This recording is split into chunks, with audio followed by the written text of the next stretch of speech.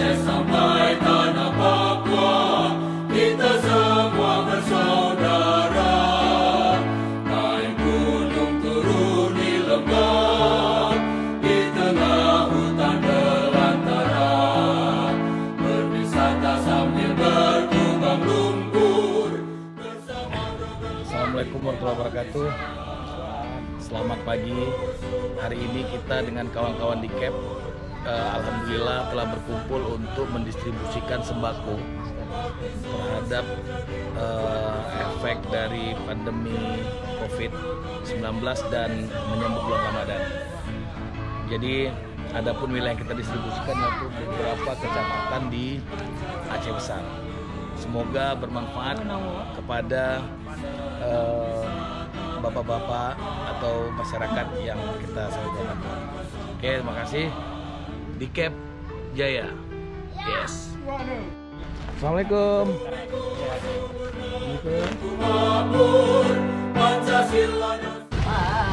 Assalamualaikum. Tujuan bersama, jayalah double kabin Indonesia. Ya, ini kita mendistribusikan kepada masyarakat dengan orang dengan disabilitas, memiliki kerentanan secara ekonomi dan secara sosial. Dan tadi kita distribusikan ke Mirnawati, orang bicara, juga low vision, ini matanya juga kalau malam hari nggak bisa, susah untuk melihat. Secara ekonomi dan orang tua beliau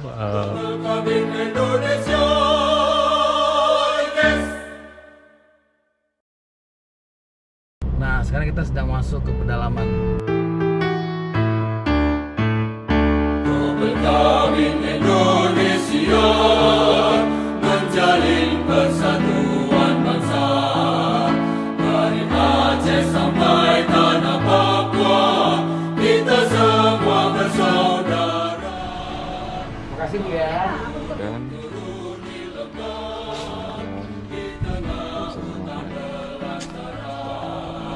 Berwisata sambil berkubang lumpur bersama double kabin Indonesia.